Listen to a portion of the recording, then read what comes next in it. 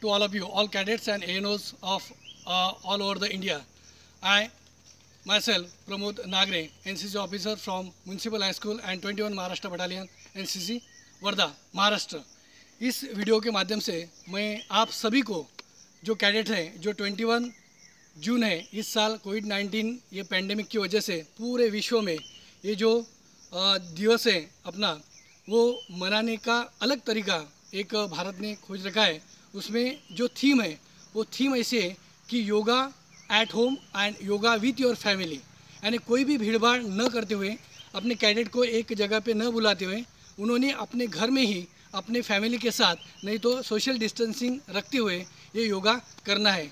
इसके लिए बहुत से प्रॉब्लम लोगों को है, कैडेट के मन में अलग अलग विचार हैं कि योगा कैसे करना है घर में बैठ के। अगर आपका आंगन होगा तो उसमें करना है, आपका टेरेस होगा तो उस पर आप योगा कर सकते हैं। एक चटाई योगा के लिए साफ़ सुथरी थोड़ी जगह चाहिए। वैसे तो योगा ऐसे जगह पे जहाँ पे नदी है, थोड़े झाड़ वगैरह हैं, पानी है, उस जगह पे किया जाता है। लेकिन इस साल अपना योगा आप योगा एट होम इस थीम के तहत आपको अपने घर के ही आपको योगा करना है। जो हमारे एनसीसी कैडेट हैं पूरे भारत में, वो अपने घर पे ही योगा करके उसके फ़ोटोग्राफ्स हमें भेज सकते हैं, उनके एएनओ को भेज सकते हैं, उनके बटालियन में भेज सकते हैं, उनके यूनिट में भेज सकते हैं, ताकि हम घर बैठ के ही आप योगा में पार्टिसिपेट है इसका एक प्रूफ आपके तरफ होना चाहिए।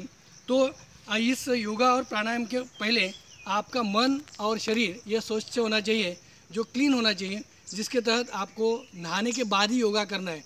कुछ खाना नहीं है, योगा करने के बाद ही आधा और पौन घंटे के बाद आपको कुछ खाना है। और इस योगा का मैं अभी शुरुआत करता हूँ। सबसे पहले हम खड़े होकर जो आसन करेंगे, आसन आपके बॉडी को सुडौल बनाते हैं, जो फिज़िकली फिट जो है। आप देखते हैं कि योगा और प्राणायाम से ही जो फिज़िकली फिट है वो इस कोविड-19 की बीमारी से भी बाहर आ गए हैं। और अपना शरीर अगर स्वस्थ हुआ तो अपना मन भी स्वस्थ होगा, अगर मन स्वस्थ हुआ तो अपना शरीर भी स्वस्थ होना चाहिए।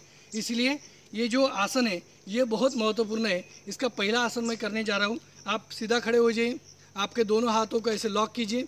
लॉक करने के बाद आपका शरीर धीरे धीरे धीरे धीरे ऊपर उठाइए और पूरा स्ट्रेच करिए ऊपर। ये हो गया ताड़ासन। ये सभी आसन मैं एक एक बार करके दिखाऊंगा, आप इसको ही दोहराएं, अगेन एंड अगेन करें। आपका जो प्राणायाम का जो ड्यूरेशन है वो 1 घंटे तक होना चाहिए। अभी मैं थोड़ी ही इसमें हर एक आसन और प्राणायाम एक एक बार आपको करके दिखाऊंगा। ये सभी आसन जो शुरुआत के हैं वो हमारे कमर के लिए हैं।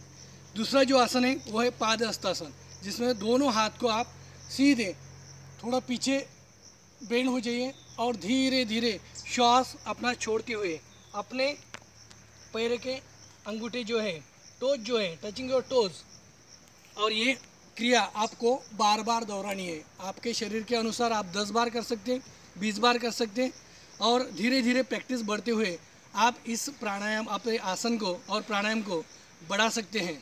अभी मैं तीसरा जो आसन करने जा रहा हूँ वो है वृक्षासन। यहाँ पे देख रहे हैं आप कि बड़े बड़े वृक्ष हैं और ये अपने बैलेंस ज़मीन में जैसे रूट रहती है वो खड़े हो जाते हैं, बचपन में नहीं होते। लेकिन इस वृक्ष जैसे हमको पोजीशन लेनी है, अपना ये दाहिना पैर और सीधे वृक्ष जैसे अपने बैलेंस बनाना है, अपने बॉडी का बैलेंस। ये थोड़ा कठिन आसन है, लेकिन आपको प्रयास के बाद, प्रैक्टिस के बाद आपको आ जाएगा। ये हो गए तीनों आसन अपने कमर के लिए। इसके पश्चात हम नीचे बैठेंगे, धीरे धीरे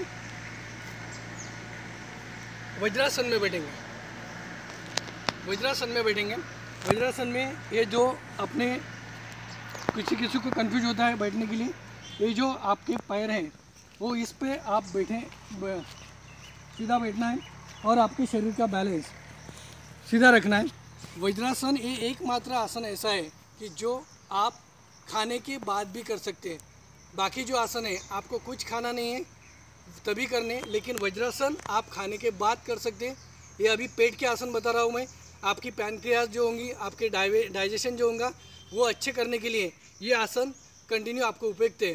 दूसरा आसन है मंडूकासन, जिसमें आपको ऐसे अपने बेली बटन को प्रेस करना है, पेट को प्रेस करना है और धीरे धीरे झुकना है नीचे।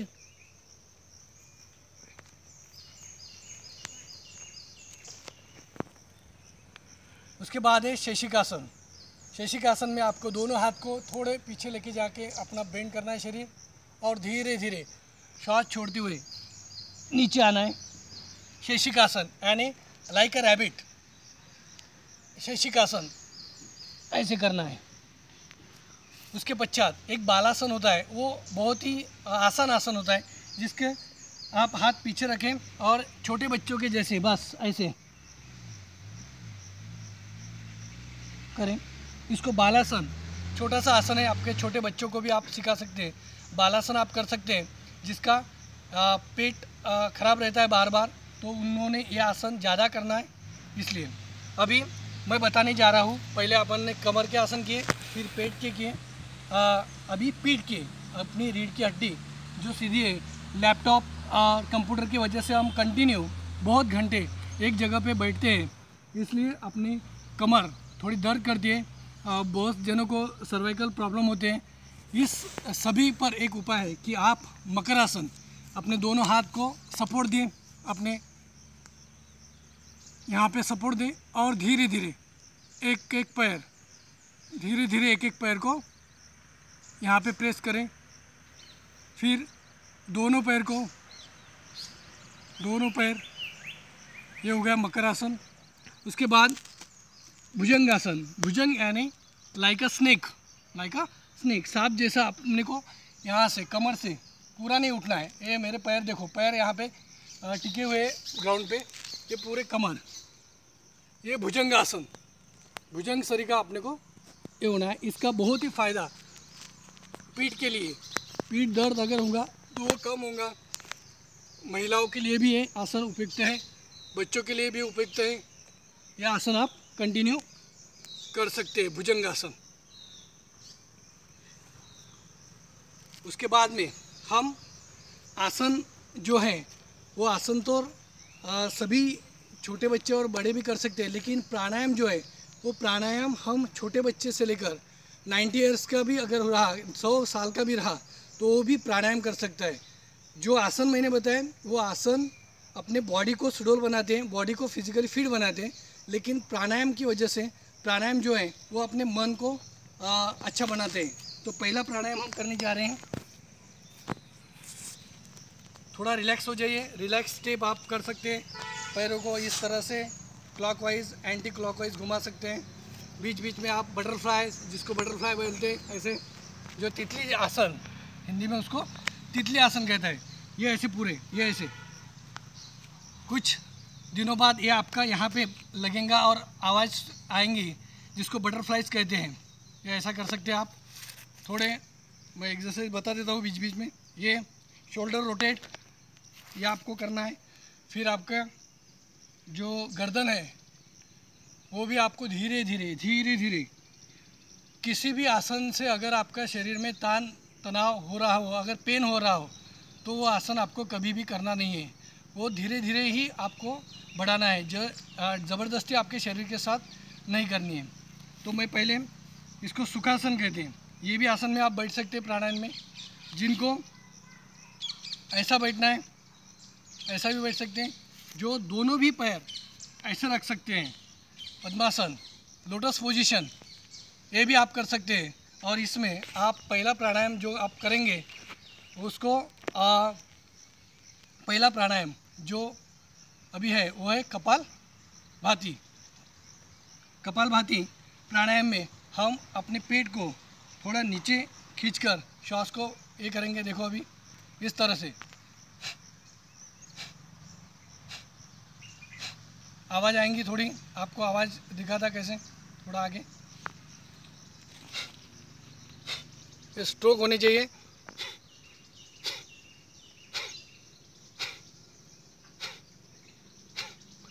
कोई जल्दबाजी नहीं, 1 सेकंड में 1 स्ट्रोक होना चाहिए। ऐसे नहीं कि आप स्पीड से कर रहे हो, इससे आपका पेट और दुखने लगेगा। और ये आसन आपको, ये प्राणायाम धीरे धीरे ही बढ़ाना है, कभी 5 मिनट कभी 10 मिनट, ऐसे आपको प्राणायाम को बढ़ाना है। इसके बाद में दूसरा प्राणायाम होता है कपाल अनुलोम विलोम, जिसको अपने श्वास को अंदर लेना है, एक नासिका से और दूसरी नासिका से छोड़ना है। जैसे मैं थंब का इस्तेमाल कर रहा हूँ, अंगूठे का,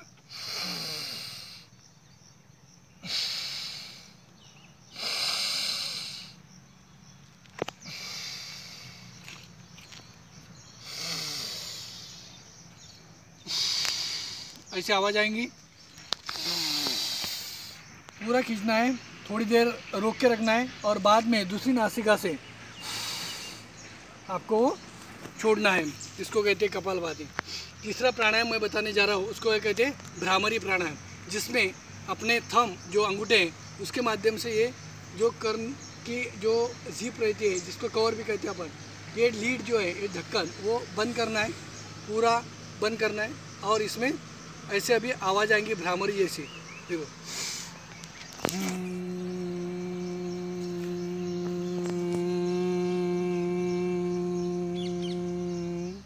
जो मधुमक्खी रहती है उसकी जैसे आवाज़ आएंगी। फिर से एक बार मैं करके दिखाऊंगा।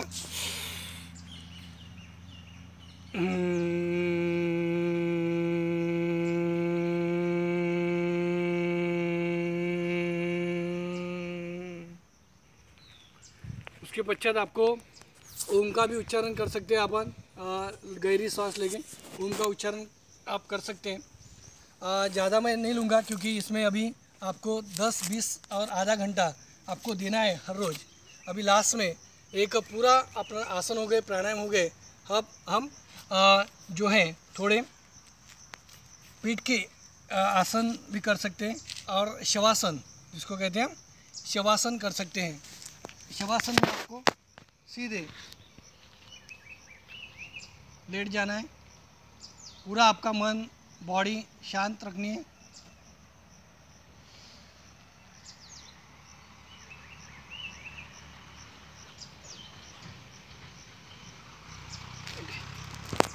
और शवासन होने के बाद इसमें बहुत सारे आसन अभी बताया नहीं, लेकिन आपके जो बिगिनर्स हैं, जो शुरुआती योगा कर रहे हैं, उनके लिए इतना ही काफ़ी है।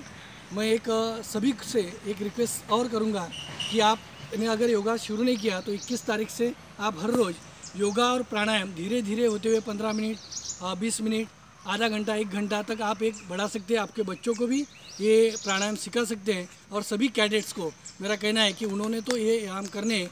इसके पश्चात आप साइकिलिंग कर सकते हैं, आप वॉकिंग कर सकते हैं, आप रनिंग कर सकते हैं। इसका भी वीडियो मैंने इसके पश्चात डाला हुआ है।